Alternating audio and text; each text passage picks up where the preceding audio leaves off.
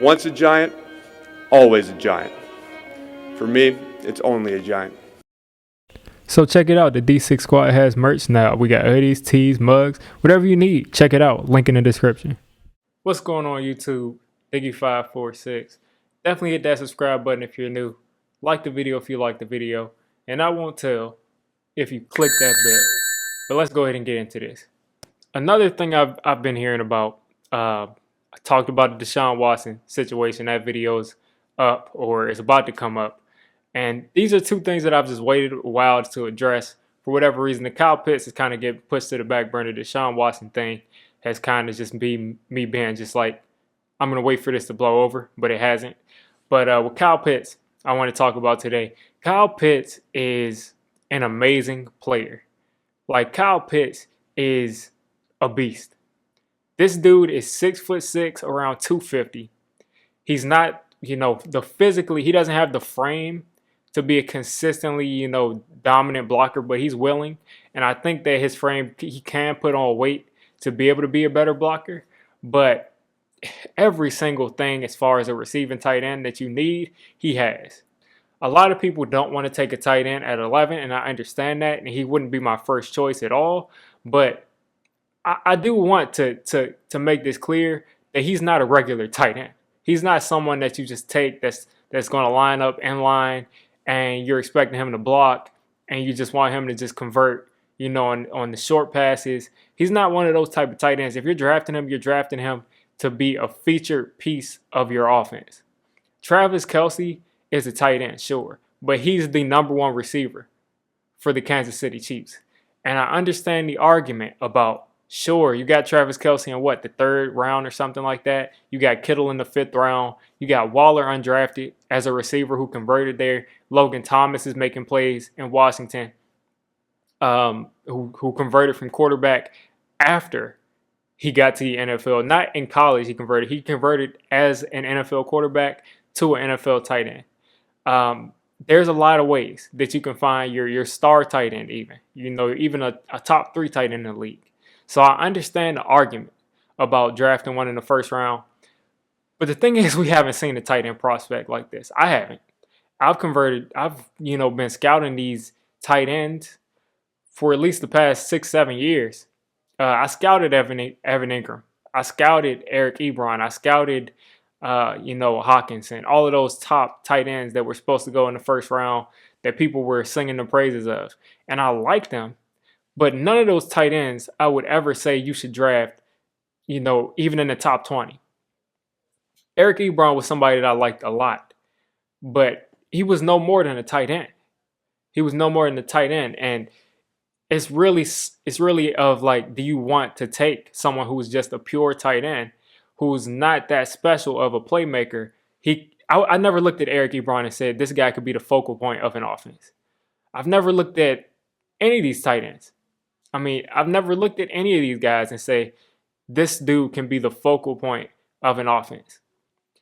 Kyle Pitts, he can be the focal point. He was the focal point of the offense in college. He lined up outside, and he has the other team's number one corner against him. He had A.J. Terrell on him. He had, I can't think of the guy's name, the J.C. Horn. He had J.C. Horn on him. He's had these, first round type corners on lining up across from him, and he beats them. So that should show you that this dude is not a regular tight end. He's 6'6", and I said he's 250 pounds, but he literally runs like a wide receiver. And it's not just speed, because anybody can have speed. But Will Tye was pretty much a disappointment, running a 4.45. Speed is nothing. Straight line speed, it's really not relevant. My thing is, he's got the quickness, he's got the agility, he's got the ability to run routes like a wide receiver. He's really got the ability to sink his hips and show nuance in his routes like a wide receiver. I will be dropping a film session on him coming in the next couple of weeks at the very least. And he's very explosive. Evan Ingram is explosive in a straight line. Evan Ingram can't catch. Kyle Pitts, 0 drops this year. No drops. As the focal point of the offense, no drops. Evan Ingram is not that good going side to side. He's not. He's not good at sinking his hips and running routes like a wide receiver. Kyle Pitts can do that. Kyle Pitts, he's used to being the focal point of an offense. As I keep on going back to this, Travis Kelce this year had 1,400 receiving yards. I don't care where the 1,400 receiving yards comes from. If someone has 1,400 receiving yards, I'm fine with that. I like that. I would draft that person in the first round. Because just because Travis Kelce was drafted in the third or fourth round, or he got drafted pretty late, just because he was drafted that late does not mean that you wouldn't take him in the first round. If you have Travis Kelce or Henry Ruggs in the first round, you're going to probably take Travis Kelce. You know, it's just because you know in hindsight that this didn't work out or this did work out doesn't mean that, you know, knowing what you know, you wouldn't take that tight end over most of the receivers in the league. So I'm not really a proponent of taking him over one of these receivers because I think that these receivers are special. And I think that Patrick Surtain and Caleb Farley are going to be really good corners in this league. But with the stories that are coming out about Micah Parsons and the weird things that Micah Parsons has possibly done in the Penn State locker room, you guys can look that up on your own time. Micah Parsons is completely off my board, and he's probably off of the Giants board. And if that's wrong, then I don't know what I'm talking about, and those are made-up stories, and he's on the board. But from what I think and from what I've seen, it seems like those stuff are real, but we don't really know. But if that stuff is true, then Micah Parsons is off the board.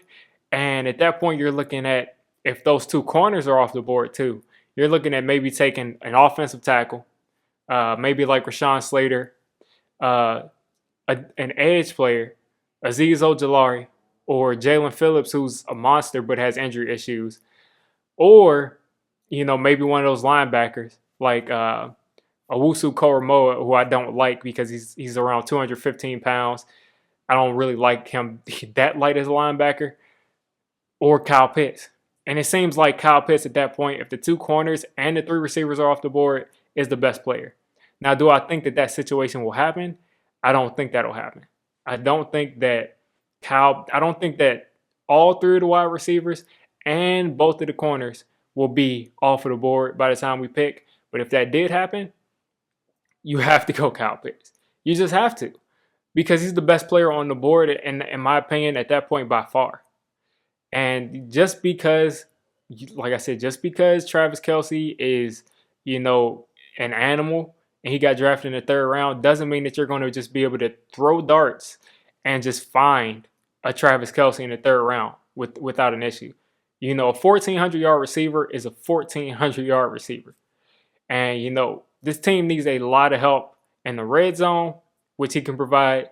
It needs a lot of help in the intermediate area, which he can provide. And we need an upgraded tight end. Whether that be just anybody. I mean, at that point, you can look to drafting a tight end in the 5th round or 6th round because you just want somebody who's going to catch the ball. But it seems like in Jason Garrett's offense, where the tight end is the focal point, why not have an all-star level tight end? So that's my thoughts on Kyle Pitts.